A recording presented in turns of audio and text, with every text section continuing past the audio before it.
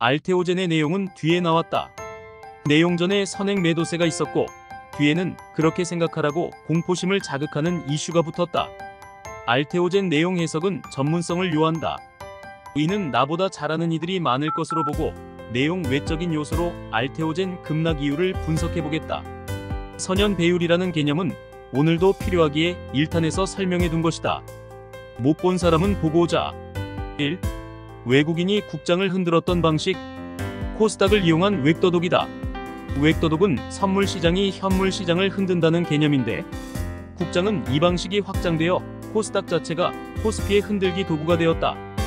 코스피를 흔들기 위해서는 돈이 많이 든다. 효율성을 위해서는 도구가 필요한데 이 시장이 바로 코스닥이다. 코스피 지수 1%, 코스닥 지수 1% 상승시킨 뒤 다시 보합까지 끌어내리기 위해서는 간단한 방식이 있다. 코스닥을 밀어서 보합까지 만들면 코스피 투심도 천천히 악화된다.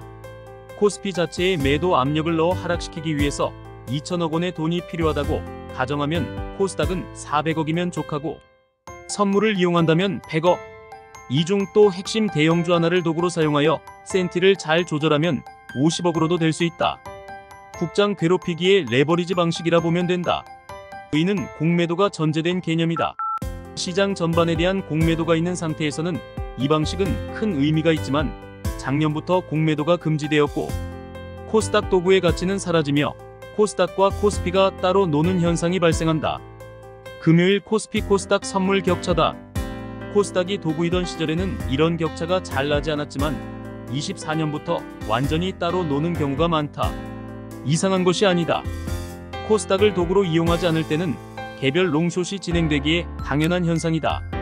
코스피를 흔들기 위해서는 코스닥을 흔들면 되고 이보다 더 쉬운 것은 코스닥 선물을 흔들고 이보다 더 쉬운 것은 코스닥 대장주를 흔들면 되는 것이다. 그동안 셀트리온 헬스케어가 장기간 왕좌에 있었기에 셀트가 국장 흔들기의 핵심 도구였다. 중요한 도구라 공매도, 선물 공격이 동시에 실행되니 국장의 압력이 필요한 구간에는 늘 셀트리온을 이용했고 이로 인한 셀트리온 주주의 불만이 공매도는 악이다로 전환되어 지금의 공매도 금지 정책이라는 것이 등장한 것이다. 코스피로 이전했지만 셀트리온 주가 흐름이 별로다. 차라리 도구일 때가 낫던 것이다. 도구의 역할이란 괴롭힐 때는 하방의 도구로 사용되나 긍정적 역할을 할 때는 신고가로도 보답을 하는데 코스피로 이전 후 도구의 가치가 사라졌기에 셀트리온은 이제 코스피 대형주 일부 종목이 되었을 뿐 더는 핵심적 도구가 아니다. 지금의 도구는 누구일까? 없다. 공매도 금지 구간에서 대장이 2번이나 바뀌었기 때문이다. 에코프로비엠 그리고 알테오젠. 내년 공매도 재개를 앞두고 왕좌의 게임이 시작되었다. 코스닥의 도구 역할이란 시장 전체를 대상으로 할 때 의미가 있는 것이라 그렇지 않은 구간은 개별화된다. 개별 선물의 숏. 공매도가 있던 시절은 시장 전체의 악화로 큰 돈을 벌 수 있었지만 공매도 금지 구간에서는 시장 전체를 급락시키는 것이 외국인 입장에서 큰 득이 아니다. 선물로 하면 된다는 의문이 있을 수 있다. 여기서 선현 배율의 문제가 다시 등장한다. 국장의 주식 선물은 과거 대비 늘었지만 여전히 현물 대비 유동성이 약하고 보유기간이 1개월로 제한되어 있다.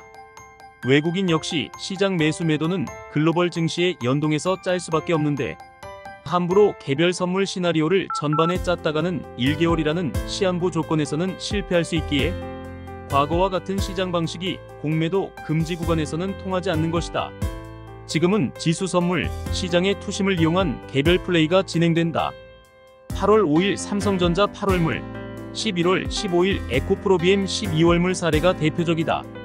이 부분에 대한 설명을 넣으면 너무 길어지기에 패스하겠다. 블로그를 통해 확인하면 설명해둔 곳이 있으니 찾아보자. K바이오의 역사. 바이오 테마주는 2000년 닷컴 버블이 꺼지고 개인의 눈이 IT에만 가있던 구간에 태동한다. 트리거는 황우석이다. 길어지니 설명은 패스하고 결론은 사기였다. 많은 테마주를 양산하며 급등했고 급락했다. 그 이후 리먼이 터지고 국장 침체기에 있던 상황에서 다시 바이오 게임이 시작된다. 2010년 젠백스의 GV2001. 결론은 실패로 끝난다. 적응증 확대를 하며 숨은 붙여놓고 있지만 큰 의미는 없다. 2011년 메디포스트의 카티스템, 코스닥 기업이 신약 개발에 성공한다. 히딩크를 이용한 먹튀만 남았을 뿐이다. 이후 수많은 가짜 바이오가 만들어지며 바이오는 희망이나 믿지 못한다 심리가 강해진다. 2015년 한미약품 사태. 당시 한미약품은 국내 최대 파이프라인 기업이었다. 임상 실패는 어쩌면 당연하나 기업의 도덕성이 문제되었다. 2015년 7월 29일 베링거 인게라인과 8,400억 기술 이전 계약 체결 소식이 들려와 시초가 8.8% 갭 상승 출발하게 되나 장이 시작한 뒤 실적이 발표되었는데 어닝 쇼크였다. 장중 20% 급락을 한다. 아마 당시 현 선물로 큰 이득을 본 누군가 있었을 것이다. 한 번도 아니고 1년 뒤에 또 한다. 2016년 9월 29일 장마감 후 1조 원대 수출 공시가 나왔기에 9월 30일 4%대 상승 출발을 하나 또 장시작 직후 베링거 인게라임과 기술 이전 계약 반납 공시가 발생하여 마이너스 18% 마감하게 된다. 2015년은 꿈은 살아있고 실적 쇼크로 일시적 가격 변화가 찾아온 이슈였는데 2016년은 꿈이 사라질 가능성이 열리며 제약바이오 전반의 신뢰 문제를 야기한다. 이후 시작된 블록버스터급 코스닥 신약 기업의 등장. 2016년 신라젠, 2017년 코오롱 티슈진, 2019년 헬릭스미스. 모두 실패의 결말이다. 아니, 사기라 단정하고 봐도 될 정황이 있는 기업도 있다. 제약바이오 투심은 극도로 악화되었으나 2020년 코로나가 터진다.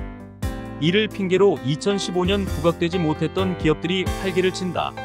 신풍제약이 대표적이었다. 결론은 모두 아는 것이니 설명하지 않겠다. 이뿐만이 아니다. 네이처셀 아직도 살아있다. 지금은 괜찮은 기업으로 변한 것인지 판단하지 않는다. 한 번도 관심 있게 본 적이 없다. 전과가 있는 기업이기 때문이다. 동사 대표는 황우석과 동일한 서울대 수의학과 라정찬이 대표로 있는 기업이다. 라정찬 그는 누구인가? RNL 바이오를 상폐시키고 주가 조작을 한 인물이다. 상폐되던 정리 매매 시점에 한 행동은 더욱 가관이다. 당시 주가 200원인데 5,000원에 사겠으니 팔지 말라고 공개 매수를 외친다. 공개 매수는 말로 하는 것이 아니다. 자본시장법이 정한 요건이 있는데 말로만 한 것이다. 자신은 RNL 바이오를 처분하면서 뒤로는 RNL 산미를 샀다. 이게 지금의 네이처셀이다. 시가총액이 1조 6,900억이다.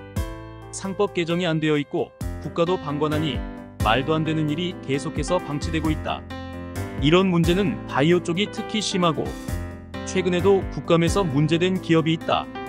코로나가 끝나고 코로나가 붙인 제약 바이오 거품이 꺼지며 침체에 침체를 거듭하고 있었는데 종근당, 유한양행, 리가켄 바이오, 알테오젠 등의 기업에서 대규모 기술 이전 공시가 계속 나오나 한국 바이오에 대한 불신이 너무도 컸는지라 이슈만 나오면 바이오는 급락한다. 양치기 소년, 세 번째 외침의 시작인 것이다. 알테오젠의 약한 고리.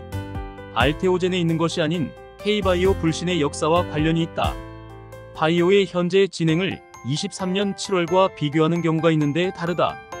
조금 길어지니 결론은 내일 오전 장전 시황과 함께 3탄으로 마무리하겠다. 장전 시황 확인하자.